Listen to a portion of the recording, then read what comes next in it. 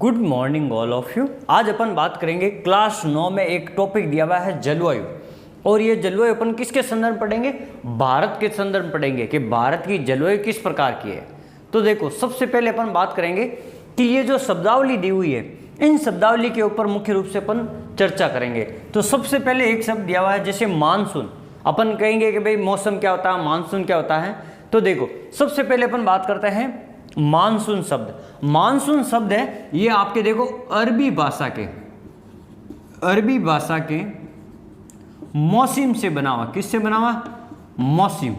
और मौसम का मतलब होता है मौसम। मानसून शब्द अरबी भाषा के मौसम से बना हुआ है और इसका अर्थ होता है मौसम। क्या अर्थ होता है? मौसम। तो ये चीज आपको ध्यान रखनी है कि मानसून शब्द किस भाषा का शब्द है? अरबी भाषा का। और कौन से शब्द से बना है? मौसम शब्द से बना है, जिसका अर्थ होता है मौसम। और भारतीय मानसून के बारे में जो एक आपने नाम सुना होगा, अल मसूदी। इसने भारतीय मौसम के बारे में बताया था। अल मसूदी अरब भूगोलवेता अल मसूदी थे, उन्होंने भारतीय मौसम के बारे या मानसून के बारे में बताया था सबसे पहले। तो ये आपको चीज ध्यान रखना। अब ये मानसून का अर्थ मतलब होता है मौसम का परिवर्तन होना, यानी मौसम या अपन कह सकते हैं दिशा परिवर्तन होना। अब दिशा परिवर्तन का मतलब क्या है? यानी एक वर्ष में जो पवनें चलती है उच्च वायुदाब से निम्न वायुदाब की ओर, तो उनकी दिशा में परिवर्तन होना, यानी एक वर्ष में मौसम की वायु की दिशा में परिवर्तन करना या होने को ही अपन क्या कहते हैं? मौसम कहते हैं। और ये परिवर्तन एक अपन कह सकते हैं 2 बार होता है। 2 बार कितने? एक वर्ष में 2 बार होता है। 2 बार होता है एक वर्ष में। 6 महीने उत्तर से अपन कह सकते हैं स्थल भाग से समुद्र की ओर पवनें चलती हैं और 6 महीने समुद्र से स्थल भाग की ओर पवनें चलती है, जिसको अपन मौसम का अपन कह सकते हैं दक्षिणी पश्चिम मानसून, और एक कहते हैं मानसून का लौटना। तो ये अभी अपन दोनों चीजें आगे पढ़ेंगे कि किस प्रकार से लौटता है। एक शब्दावली दिया हुआ है कोरियालिस बल। ये कोरियालिस बल क्या होता है? तो देखो, पृथ्वी आपको पता है ये पृथ्वी है, ये भूमध्य रेखा, इसको अपन क्या कहते हैं? भूमध्य रेखा कहते हैं। भूमध्य रेखा क्यों कहते हैं? क्योंकि ये पृथ्वी के मध्य से गुजरती है। ये आपका हो गया उत्तरी गोलार्ध और ये हो गया नीचे वाला आपका दक्षिणी गोलार्ध, ये वाला दक्षिणी गोलार्ध। तो अब देखो, ये जो क्या करता है, ये जो कोरियालिस बल है, ये पृथ्वी किस प्रकार से घूमती है? ये देखो आपकी पश्चिम दिशा हो गई, पश्चिम, और ये हो गई आपकी पूर्व दिशा। तो ये हो गई आपकी पूर्व दिशा। तो पृथ्वी पश्चिम से पूर्व की ओर क्या करती है? घूर्णन करती है। पृथ्वी किस प्रकार से घूर्णन करती है? पृथ्वी का घूर्णन पश्चिम से पूर्व दिशा की ओर होता है। तो जो ये पश्चिम से पूर्व दिशा की ओर घूर्णन करती है, तो यहाँ पर एक आभासी बल होता है। एक आभासी बल उत्पन्न होता है। उस आभासी बल को ही अपन क्या कहते हैं? कोरियालिस बल कहते हैं। और कोरियालिस बल का मान विषुवत रेखा के ऊपर बहुत सबसे कम होता है। यहाँ लिख देता हूँ सबसे कम, या अपन कह सकते हैं नगण्य होता है। और यहाँ गोलार्ध यानी उत्तरी ध्रुव के सबसे अधिक, यानी अपन कह सकते हैं सर्वाधिक बल होता है। सर्वाधिक बल कहाँ होता है? कोरियालिस बल। तो ये ध्यान रखना, सर्वाधिक होता है कहाँ पे? ध्रुवों पे। ये जो आपके गोलार्ध है, उत्तरी गोलार्ध, इसको अपन ये ध्रुव कहते हैं। ध्रुव, ये तो पूरा उत्तरी गोलार्ध है, लेकिन ये वाली जो चीज़ है इसको अपन ध्रुव कहेंगे। ये ऊपर है ध्रुव। तो ध्रुवों पे सबसे अधिक होता है कोरियालिस बल का मान, विषुवत रेखा पे सबसे कम होता है। ये चीज आपको ध्यान रखनी। कोरियालिस बल पृथ्वी के घूर्णन के कारण जो उत्पन्न होने वाला आभासी बल है, उसे अपन कोरियालिस बल कहते हैं। और इस आभासी बल के कारण पवनें विक्षेप हो जाती है, मुड़ जाती है, और उत्तरी गोलार्ध में पवनें अपने बाएं दिशा में मुड़ जाती है। ये देखो मेरा हाथ कौन सा? इधर वाला। तो ये ध्यान रखना, दाब। तो ये आपको ध्यान रखना है, दाब से आपको जैसे पवन पेटी आप पढ़ते हो, तो ये उत्तर दिशा, ये मैं इधर जा रहा हूं, तो ये मेरी कौन सी दिशा हो जाएगी? ये देखो, ये मेरी दाईं दिशा हो जाएगी। और ये पवन इस प्रकार से आएगी, ये इस प्रकार से, इस प्रकार से। तो ये बाईं ओर। तो देखो दक्षिणी गोलार्ध में पौने बाईं ओर मुड़ जाती है और उत्तरी गोलार्ध में पौने अपनी दाईं ओर मुड़ जाती है। किसके कारण? कोरियलिस बल के कारण। इसी को अपन फेरल का नियम कहते हैं या इसको विक्षेप बल कहते हैं। विक्षेप यानी मुड़ना, तो विक्षेप बल या कोरियलिस बल कहते हैं। इसी को फेरल का नियम कहते हैं कि कोरियलिस बल के कारण पौने उत्तरी गोलार्ध में दाईं ओर मुड़ जाती है, दक्षिणी गोलार्ध में पौने बाईं ओर मुड़ जाती है। ये किसके नियम के कारण मुड़ जाती है? ये बताने वाला कौन था? फेरल था। और फेरल एक फ्रांसीसी भूगोलवेता था। तो आपको ध्यान रखना, फेरल एक फ्रांसीसी वैज्ञानिक थे, उन्होंने इस प्रकार का बताया था। तो ये घूर्णन भी हो गया आपका। अब अपन बात करते हैं ऋतु, या अपन ऐसे बात करते हैं ऋतु। भारत में मुख्य रूप से अपन बात करेंगे 4 ऋतु होती है, 4 ऋतु होती है, जिनकी अपन कुछ बात करेंगे। जैसे वर्षा ऋतु होती है, शरद ऋतु होती है, ग्रीष्म ऋतु होती है और वसंत ऋतु होती है। इन चारों ऋतुओं के बारे में बात करेंगे। तो पहले मैं इनको हटा देता हूं। अब अपन यहां से शुरू करते हैं। सबसे पहले भारत के बारे में देखो, ये सब आपको लिख लेना है अपनी कॉपी के अंदर, नोट्स बनाते रहना है और जो शब्दावली है उनको समझते रहना। देखो अब अपन पहले बात करते हैं भारतीय मानसून के बारे में। जब अपन भारतीय मानसून को प्रभावित कौन कौन से कार्य करते हैं उनके बारे में भी बात कर लेते हैं। देखो एक आपने नाम सुना होगा, एक होता है मौसम और एक होता है जलवायु।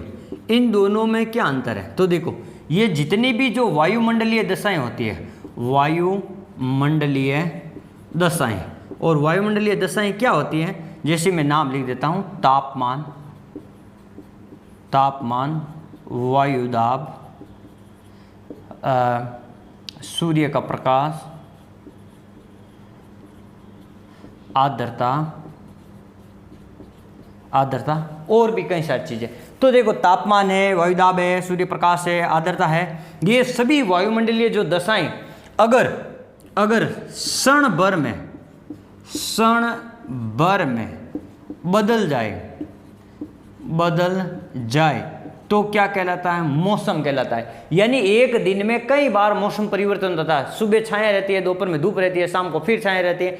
एक क्षण भर में बदलने वाले क्षणिक परिवर्तन को या अपन कह सकते हैं क्षण भर में बदलने वाले मौसम वायुमंडलीय दशाओं को क्या कहते हैं? अपन मौसम कहते हैं। और ये जो जलवायु है ये वायुमंडलीय दशाओं के लगभग 30 वर्ष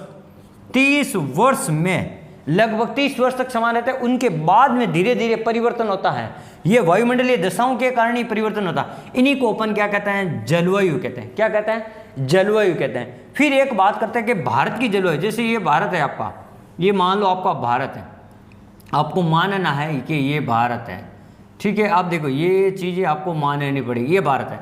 अब देखो भारत में यहाँ से कर्क रेखा गुजरती है, तो आपको पता है कि मैंने एक बार पहले वीडियो में बताया था 0 डिग्री से जो 30 डिग्री के मध्य होता है, 30 से 60 डिग्री के मध्य होता है और 90 डिग्री के मध्य, तो 0 से 30 डिग्री के मध्य उष्ण कटिबंध होता है। क्या कौन सा कटिबंध होता है? उष्ण कटिबंध होता है। और यहाँ पे 30 से 60 के बीच में शीतोष्ण या उपोष्ण कटिबंध होता है। कौन सा? उपोष्ण कटिबंध होता है। और ऊपर यहाँ पे शीत कटिबंध होता है। तो ये 3 कटिबंध होते हैं। तो देखो भारत की जो स्थिति है ये 23.5 डिग्री कर्क रेखा है, ये नीचे है, तो ये वाला उष्ण कटिबंध में आएगा और ये उपोष्ण या शीतोष्ण कटिबंध में आएगा। तो भारत में 2 प्रकार की जलवायु पाई जाती है, एक उपोष्ण और एक शीतोष्ण। लेकिन भारत में यहाँ पे हिमालय का विस्तार होने के कारण यहाँ ये जो साइबेरिया से आने वाली जो ठंडी पवनें हैं ये भारत के मौसम को ज़्यादा परिवर्तन नहीं करती है, यहाँ प्रभाव नहीं डालती है, क्योंकि हिमालय की बहुत ज़्यादा ऊंचाई है। इस कारण ये वाला जो क्षेत्र है यहाँ पर आपके समुद्री राज्य है, समुद्र है, तो यहाँ पर समकारी प्रभाव रहता है। समकारी प्रभाव, ठीक है।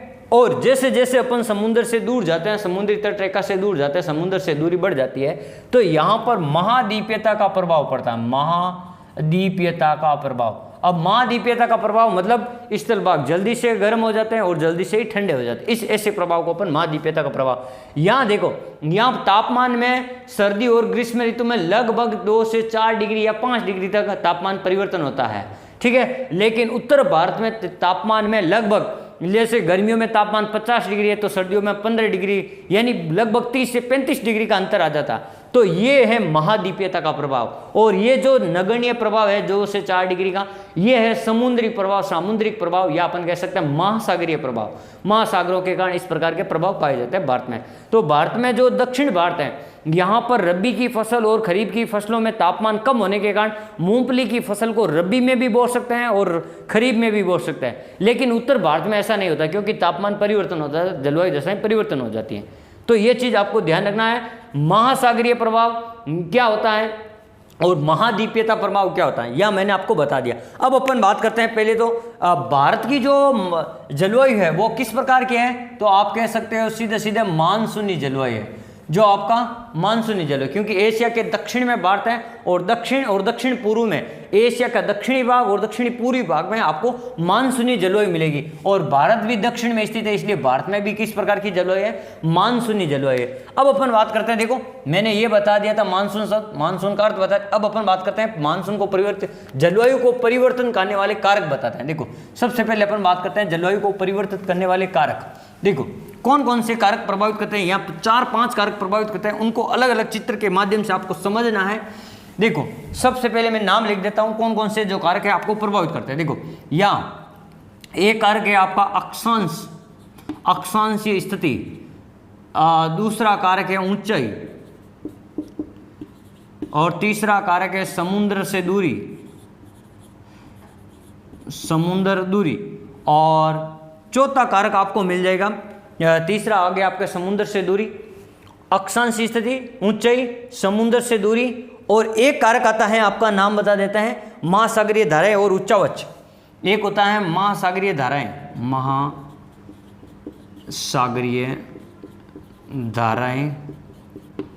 और उच्चावच, और एक आपको मिलेगा पवन तंत्र। देखो ये कई सारे कारक हैं, उनमें जो जलवायु को प्रभावित करते हैं। देखो सबसे पहले अक्षांशीय स्थिति किस प्रकार प्रभावित करती है, देखो आपको पता होना चाहिए। ये मान लो आपका एक रफली भारत है, ये आपको पता होना चाहिए। ये इस प्रकार से सर ने बना दिया, ये आपका रफली भारत हो गया। अब देखो ये भारत है, यहाँ देखो यहाँ की स्थिति लगभग बराबर है। ये आपका यहाँ दार्जिलिंग है और यहाँ आपका लगभग दिल्ली है, ये दिल्ली और ये आपका दार्जिलिंग दोनों एक ही अक्षांश पे होने के कारण ये पहाड़ी इलाका है। ये देखो ये किस प्रकार का इलाका, पहाड़ी, और ये किस प्रकार का इलाका है, मैदानी। तो ये पहाड़ी इलाका होने के कारण यहाँ पे तापमान कम है, यहाँ पे सदाबहार जलवायु पाई जाती है, यहाँ पे वर्षा अधिक होती है, यहाँ पे हरे भरे पेड़ पौधे। लेकिन ये मैदानी क्षेत्र होने के कारण, कम ऊंचाई होने के कारण समुद्र तट से यहाँ पे बहुत सारी गर्मी पड़ती है, सर्दियों में सर्दी और गर्मियों में गर्मी। ये ऊंचाई प्रभावित, ये अक्षांशीय स्थिति, एक ही अक्षांश में होने के बाद भी इनमें जो जलवायु दशाएं हैं वो अलग अलग है। तो ये मैंने आपको पहला बता दिया। दूसरा ऊंचाई, देखो ये क्षेत्र ऊंचा है, जो दार्जिलिंग आपका ऊंचा है और ये दिल्ली आपका मैदानी क्षेत्र है, ठीक है। वैसा का वैसा अगर राजस्थान में बात की जाए तो आपका माउंट आबू जो क्षेत्र है वो आपका कौन सा, पहाड़ी स्टेशन है, और बाकी वाले राजस्थान में आपके समुद्र तल से कम ऊंचाई। तो यहाँ पे सदाबहार वनस्पति पाई जाती है और यहाँ पे हरे भरे पेड़ पौधे, पेड़ों की लंबाई बहुत ज़्यादा है, और पेड़ों के जो तना है मोटा है, छाल मोटी है, जड़ें छोटी है, वहाँ पे बारिश ज़्यादा होती है। तो ये सारे कार्य क्या है, ये ऊंचाई भी प्रभावित करती है। अन्य इलाकों की तुलना में राजस्थान में यहाँ की जो वनस्पति है वो एक अलग ही प्रकार की वनस्पति है। तो ये चीज़ आपको ध्यान करनी है, ऊंचाई भी प्रभावित करती है। समुद्र से दूरी, देखो ये आपका राजस्थान है, और ये आपका मान लो गोवा है, महाराष्ट्र है, ये आपका केरल है, इधर ऊपर आपका कर्नाटक हो गया। तो देखो ये समुद्र के पास में है, ये तो चीज़ पास में है, और राजस्थान क्या है, समुद्र से दूर है। तो देखो यहाँ का तापमान, यहाँ पर समुद्री प्रभाव रहेगा तो यहाँ का तापमान अलग होगा, यहाँ का तापमान अलग होगा। तो यहाँ पे जलवायु दशाएं अलग होगी, यहाँ पेड़ पौधे अलग होंगे, और यहाँ पे पेड़ पौधे वनस्पतियाँ ये अलग होगी, यहाँ का मौसम ही अलग होगा, यहाँ का मौसम अलग होगा। तो ये किस कारण होता है, ये समुद्र से दूरी बढ़ने के कारण। जो समुद्र के जितना पास में होगा वहाँ पे वर्षा अधिक होगी, वहाँ पे सदाबहार पेड़ पौधे होंगे, वहाँ का जो तापमान है, वहाँ सर्दी और गर्मी के तापमान में बिल्कुल ही कम अंतर होगा समुद्र के पास। क्योंकि यहाँ पे महासागरीय प्रभाव रहता है, सामुद्रिक प्रभाव रहता है। जबकि ये जो दूर है राजस्थान, तो यहाँ महाद्वीपीयता प्रभाव है। जो समुद्र से दूर है तो यहाँ पर उष्ण या छोटे छोटे पेड़ पौधे मिलेंगे, और वो भी शुष्क पेड़ पौधे मिलेंगे। यहाँ इतनी ज़्यादा बारिश भी नहीं होगी। तो ये चीज़ें आपको यहाँ ध्यान रखनी है, ये समुद्री प्रभाव है जो काम करता है। फिर जैसे महासागरीय धाराएं, कुछ महाद्वीपों के जैसे तट पर, एक तट पे पश्चिमी धारा, एक तट, जैसे कोई भी महाद्वीप बना दिया, जैसे ये मैंने आपको बता दिया, ये दक्षिणी अमेरिका महाद्वीप बना दिया, ये इस प्रकार से, ये दक्षिणी अमेरिका महाद्वीप है। यहाँ देखो, यहाँ पे पेरू की ठंडी जलधारा चलती है, पेरू की, और यहाँ देखो, यहाँ ब्राज़ील की गर्म जलधारा चलती है, ब्राज़ील की। तो यहाँ देखो, यहाँ ठंडी है, तो यहाँ पे देखो मरुस्थल का निर्माण हो रहा, और यहाँ पे मरुस्थल का निर्माण, तो यहाँ पे ये जो ठंडी जलधारा है ये वर्षा करने में सहायक नहीं है, जबकि ये गर्म जलधारा है ये वर्षा करने में सहायक है। तो महासागरीय जो जलधारा है जो अपना प्रभाव दिखाती है, अगर ठंडी जलधारा कहीं से दूसरी जगह जाएगी इसका प्रभाव, तो ये अपने साथ में ठंडे जल को लेके जाएगी, तो वहाँ पे ठंडा बड़ा मौसम हो जाएगा। और अगर गर्म जलधारा कहीं जाएगी तो वहाँ के बर्फ को पिघला देगी, वहाँ पर गर्मी उत्पन्न कर देगी। तो इस प्रकार से ये महासागरीय जो जलधारा है ये भी क्या करती है, प्रभावित करती है। उच्चावच का मतलब है ऊंचा और नीचा स्थान। जैसे एक तो होता है पर्वत, होता है ये पर्वतीय क्षेत्र है, ये दो पर्वत, तो यहाँ पे देखो ये तो शीर्ष भाग है पर्वत का, और ये देखो ये वाला घाटी भाग है। तो यहाँ की और यहाँ की वनस्पति में अंतर होगा, ठीक है। यहाँ पर अपन कह सकते हैं बर्फ भी जम सकती है, लेकिन घाटी में कभी बर्फ नहीं जमती है, ये भी चीज़ आपको ध्यान रखनी है। तो ये दोनों प्रभावित करते हैं, यहाँ ठंडा स्थान होगा या गर्म स्थान होगा, ठीक है। ये जो शीर्ष पवन है पर्वतीय से, ये पर्वत से नीचे घाटी की ओर पवन चलेगी, और घाटी वाली पवन है घाटी से पर्वत की ओर पवनें चलेगी। तो ये इस प्रकार से ये भी जलवायु को प्रभावित करते हैं। पवन तंत्र, पवन तंत्र में आपको पता है, जैसे मान लो आपने ऐसे जो पवनें होती है वो कई प्रकार के होते हैं, जैसे व्यापारिक पवन, स्थायी पवनों में व्यापारिक पवन है, पछुआ पवन है और ध्रुवीय पवन है। और स्थानीय पवनों में अपन बात की जाए, जैसे मान लो लू, जैसे एक स्थान में एक उदाहरण बता देता हूँ, लू। अब जैसे ये लू राजस्थान में चलती है गर्म स्थानों पे, दिल्ली से बिहार की ओर चलती है। तो जहाँ लू चलेगी तो वो गर्म है, तो वहाँ जो लोग हैं, वहाँ की वनस्पति है, वहाँ के मौसम है, उनको क्या कर देगी, गर्म कर देगी, ठीक है। तो ये स्थानीय जो पवनें हैं ये भी क्या करती है, इस जलवायु को प्रभावित करती है। तो मैंने 4-5 कारक मुख्य रूप से आपको बता दिए जलवायु को प्रभावित करने वाले कारक। ये सभी कारक मैंने आपको अलग अलग उदाहरण देके आपको बता दिए जलवायु को प्रभावित करने वाले कारकों के बारे में। अब अपन बात करते हैं, ये हो गए आपको जलवायु को प्रभावित करने वाले कारक। अब अपन बात करते हैं, मान लो भारतीय मानसून के बारे में, ताकि आपको ऋतुएं समझ में आ जाए। तो देखो भारतीय मानसून के बारे में अपन बात करेंगे, तो देखो किस प्रकार से ये परिवर्तित होता रहता है। देखो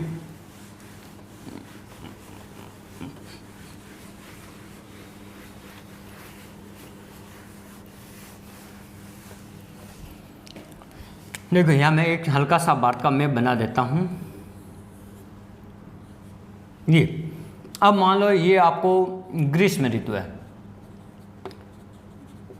ग्रीष्म ऋतु गर्मियों में।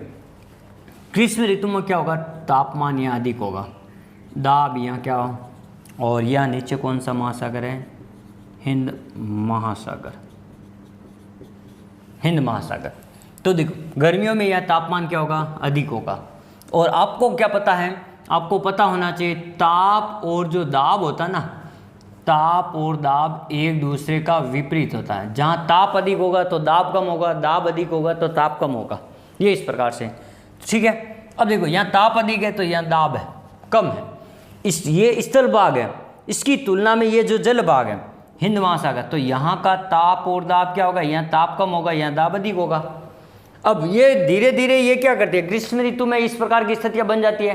तो मई तक जाते जाते यहाँ का तापमान इतना गर्म हो जाता है, यहाँ पे लो प्रेशर या निम्न दाब का केंद्र बन जाता है, और निम्न दाब क्षेत्र बन जाता है भारत के उत्तर में, या अपन कह सकते हैं तिब्बत के पठार, या अपन कह सकते हैं ये जो पाकिस्तान का जो मुल्तान स्थान है, ये वाला क्षेत्र, ये निम्न दाब का क्षेत्र बन जाता है। तो यहाँ लो प्रेशर हो जाता है। तो ये वाली पवनें धीरे धीरे, अब ये ऐसे नहीं कि ग्रीष्म ऋतु में जैसे जैसे बारिश की ऋतु आएगी ये पवनें धीरे धीरे यहाँ से आएगी, लगभग 1-2 महीना लग जाएगा। तो ये ग्रीष्म ऋतु के बाद में ये क्या हो जाएगा, धीरे धीरे ये वाली जो पवन है यहाँ से, ये इस प्रकार से ये हिंद महासागर से भारत के स्थल भाग की ओर पहुंचने चलेगी। इसी को अपन क्या कहते हैं, दक्षिण पश्चिमी मानसून कहते हैं, दक्षिण पश्चिम मानसून। और ये मानसून जब आएगा तो यहाँ की जो ऋतु है वो चेंज होकर यहाँ बारिश करेगा, तो इसे अपन क्या कह देंगे, वर्षा ऋतु कह देंगे। ये 2 महीने बाद में धीरे धीरे इस प्रकार की कंडीशन हो गई, तो यहाँ की पवनें धीरे धीरे इस प्रकार चलनी शुरू हो जाएगी भारत की ओर। और ये समुद्र से चल के आ रही है, यहाँ पे क्या है, हिंद महासागर है, तो ये पवनें अपने साथ में आर्द्रता नमी ग्रहण करते हुए आएगी। और ये स्थलीय भागों पर यहाँ पे पश्चिमी घाट है, तो यहाँ सबसे ज़्यादा बारिश करेगी।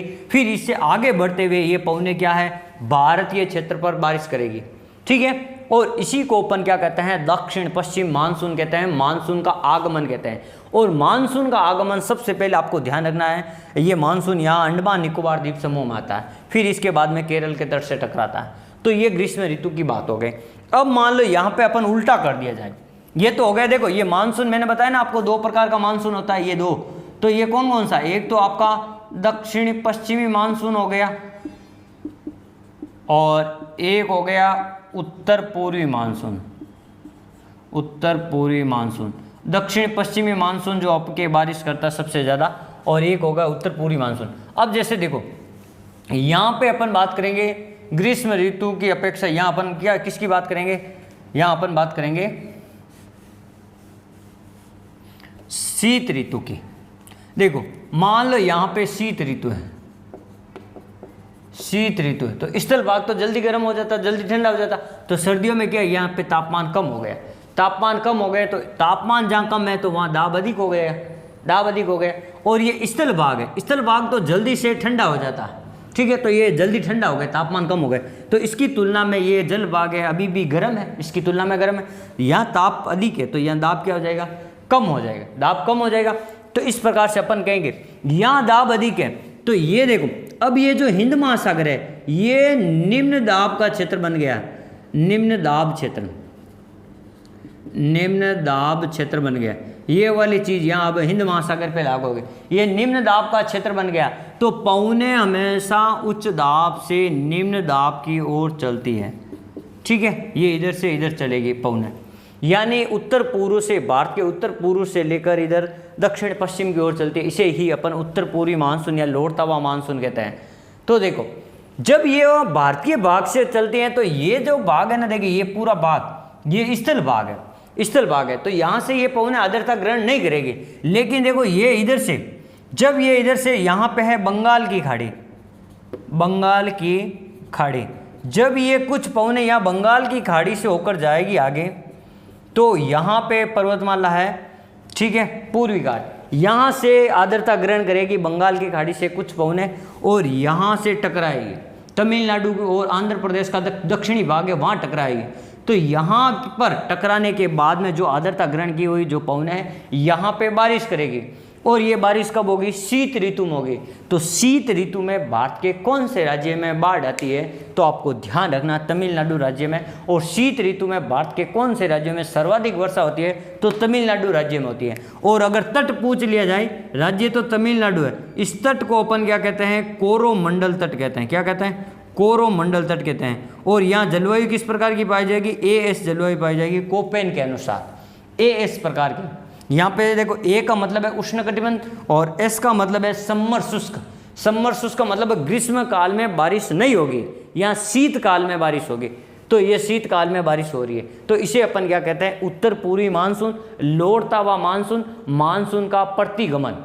तो ये तीनों चीज़ यहाँ पे होती है। तो ये तीनों चीज़ यहाँ मैंने आपको बता दी, ग्रीष्म ऋतु बता दी और शीत ऋतु बता दी। शीत ऋतु में देखो एक चीज और है, यहाँ दिया हुआ है पश्चिम विक्षोभ। अब पश्चिम विक्षोभ किस प्रकार से होता है, देखो आपको पता है कि ये जो भारत का जो नक्शा है, अब ये जो शीत ऋतु के अंदर जो भूमध्य सागर है, भूमध्य सागर से कुछ चक्रवात वगैरह है वहाँ पे, या पश्चिमी एशिया वगैरह है, तो वहाँ से जैसे ये भूमध्य सागर है, यहाँ ये भूमध्य सागर है, भूमध्य सागर, और ये इधर आपका भारत हो गया, ये इधर भारत, भूमध्य सागर से ये पवनें आगे चलेगी। यहाँ पे अब सर्दियों में क्या होता है, शीतोष्ण चक्रवात आता है, शीतोष्ण चक्रवात, शीतोष्ण चक्रवात यहाँ से उठेगा, यहाँ भूमध्य सागर है, आगे काला सागर आएगा, आगे कैस्पियन सागर आएगा, ये हो गया आपका काला सागर, ये हो गया आपका कैस्पियन सागर, ये यहाँ से क्या कर लेगा, इन दोनों से क्या कर लेगा, आर्द्रता ग्रहण करेगा और आर्द्रता ग्रहण करते हुए ये भारत की ओर बढ़ेगा और भारत के उत्तर पश्चिमी भारत में ये क्या करेगा, उत्तर पश्चिमी भारत में ये वर्षा करेगा और ये यहाँ पे बारिश करेगा। जैसे पंजाब हो गया, हरियाणा हो गया, दिल्ली हो गया, आपका राजस्थान के कुछ भाग हो गए, तो इस वर्षा को अपन क्या कहते हैं, इसे कहते हैं मावठ। इसे क्या कहते हैं, क्योंकि सर्दियों में हो रही है मावठ। और ये रबी की फसल के लिए इसको अपन कहते हैं गोल्डन ड्रॉप्स। गोल्डन ड्रॉप्स,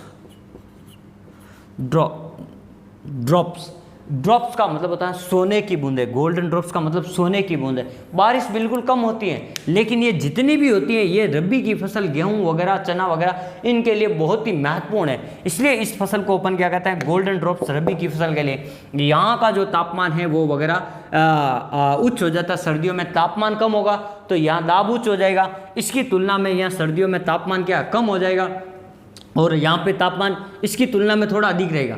तो ये जो पवने हैं चक्रवात के रूप में, शीतोष्ण कटिबंध चक्रवात के रूप में भारत की ओर आगे बढ़ेगी और यहाँ वर्षा करेगी। तो इसे को अपन पश्चिमी विक्षोभ या भूमध्य सागरीय वर्षा भी कहते हैं। ठीक है, ये रबी की जो फसलें हैं उनके लिए ये गोल्डन ड्रॉप्स या सोने की बूंदों के रूप में काम करती है। मुख्य रूप से गेहूँ है, चना है, इसके रूप में। और चक्रवातीय वर्षा क्या होती है, जैसे ये भारत का क्षेत्र है, यहाँ भारत के क्षेत्र में यहाँ अरब सागर है और यहाँ बंगाल की खाड़ी है। इन दोनों बंगाल की खाड़ी में जब यहाँ पे हाई प्रेशर हो जाएगा तो ये जो पवने हैं ये हाई प्रेशर से लो प्रेशर की ओर, यहाँ पे जो चक्रवात आएगा ये हाई प्रेशर से लो प्रेशर की ओर, यहाँ पे निम्न दाब होगा तो ये जो हाई प्रेशर से लो प्रेशर की ओर भारत की ओर आएगा और भारत में इस प्रकार की वर्षा करेगा। उसे अपन क्या कहते हैं, चक्रवातीय वर्षा कहते हैं। और बंगाल की खाड़ी में सर्वाधिक चक्रवात आता है अरब सागर की तुलना में। तो जो आपका पूर्वी तट है ये चक्रवात से ज़्यादा हानि, पूर्वी तट को चक्रवात से ज़्यादा हानि होती है, उड़ीसा, आंध्र प्रदेश, तमिलनाडु, इस राज्य में। तो ये भी चीज़ आपको ध्यान रखनी है। और अब ने पढ़ा था ग्रीष्म ऋतु और शीत ऋतु की स्थिति, लेकिन जो वर्षा ऋतु है वो आपकी मई के बाद जून में शुरू हो जाती है। जून से लेकर सितंबर तक वर्षा शुरू हो जाती है, जून से सितंबर तक यहाँ पर बारिश होती रहती है। ठीक है, ये वाली वर्षा ऋतु जहाँ पे बारिश शुरू होती है। अब देखो, अब एक चीज़ दिया हुआ वर्षा का वितरण। वर्षा का वितरण देखो, ये जैसे मैंने आपको ये भारत बना दिया, ये देखो एक आपको ब्लूप्रिंट के रूप में भारत का मैप बना देते हैं। ये आपका हो गया भारत, ये इस प्रकार से, ये इस प्रकार से देखो, ये श्रीलंका, यहाँ पे अंडमान निकोबार। तो देखो 25 मई को यहाँ पे आपका मानसून आ जाता है। यहाँ 1 मई के बाद में क्या था, 1 जून। और ये वाली चीज़ आती है यहाँ पे आपका जून के बाद में 15 जुलाई। ये इस प्रकार से जो मानसूनी पवनें चलती है ये 1 जून से शुरू होता है वर्षा का मानसून का आगमन, और इस प्रकार से ये 15 जुलाई तक राजस्थान में प्रवेश करता है, पूरे संपूर्ण भारत में 15 जुलाई तक। तो ये वर्षा अलग अलग जगहों पे अलग अलग मानसून अलग अलग टाइम में पहुंचता है। तो वर्षा भी यहाँ पे कहीं जगहों पे अधिक हो जाती है, जैसे यहाँ पे पश्चिम तट पे अधिक बारिश हो जाती है। ये जो आपका मेघालय क्षेत्र है यहाँ पे अधिक बारिश, ये पूर्वांचल की पहाड़ियाँ यहाँ अधिक बारिश। ठीक है ना। तो ये वर्षा का वितरण असमान है। वर्षा का वितरण क्या है, असमान है। कैसे, देखो केरल के तट पे सबसे पहले बारिश आती है अगर मुख्य भूमि की बात की जाए, और ये मानसून वापस लौटेगा, ये आपके 15 सितंबर से लौटना शुरू होता, 15 सितंबर से। तो सबसे पहले यहाँ लौटना शुरू होता और यहाँ आएगा तब 15 दिसंबर को ये लौटेगा।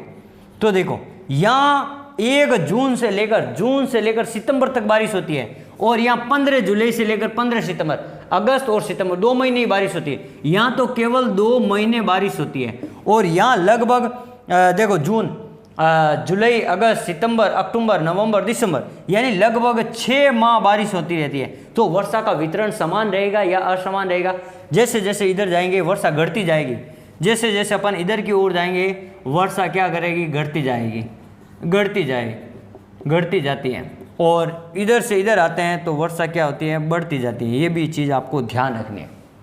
तो ये वर्षा का वितरण है। ये प्रभावित करता है। वर्षा वितरण असमान है क्योंकि यहाँ 6 महीने बारिश, यहाँ 4 महीने, 3 महीने, 2 महीने या 1 महीने बारिश, ठीक है। तो वर्षा अलग अलग समय में, अलग अलग काल में, अलग अलग दिनों में होती है, इसलिए वर्षा का वितरण, कहीं पहाड़ियाँ हैं तो वहाँ अधिक हो जाती हैं और पहाड़ियों के विमुख ढाल पर कम होती हैं, पहाड़ियों के सामने वाले ढाल पर क्या हो जाती है, अधिक बारिश हो जाती है। तो वर्षा का वितरण भी आपको मैंने इस प्रकार से समझा दिया।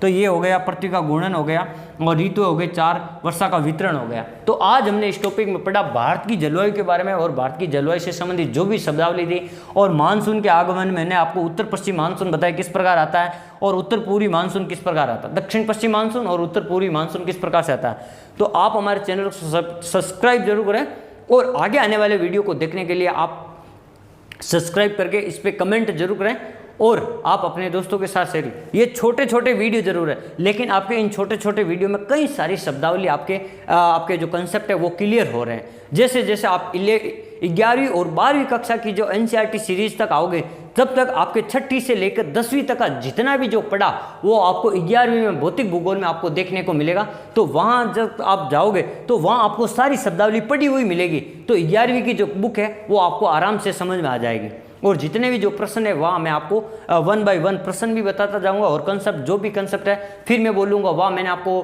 कोरियलिस्बल बताया था, वहाँ मैंने आपको मानसून प्रस्फोट बताया था, मानसून विस्फोट बताया था, मानसून का विच्छेद बताया था। तो आप समझ सकते हो कि पिछले वाले वीडियो में हमें बताया था। तो आपको सारे वीडियो देखने अनिवार्य हैं। और जो क्लास BA जो JNU से class BA first year, second year और फाइनल ईयर में, इनके लिए मेरे चैनल पे लिस्ट, प्ले ग्रुप में लिस्टें बनी हुई है आपको। तो वहाँ जाके आप क्या करना, उस लिस्ट को, प्ले लिस्ट को ओपन करके आप अपने सब्जेक्ट वही, अपने जो सब्जेक्ट है ज्योग्राफी, उनमें टॉपिक वही वीडियो डाले गए, वहाँ से भी आप पढ़ सकते हो और यहाँ NCERT सीरीज से भी आप पढ़ सकते हो। तो आप हंसते रहे, मुस्कुराते रहे और अपनी पढ़ाई को निरंतर जारी रखें। धन्यवाद।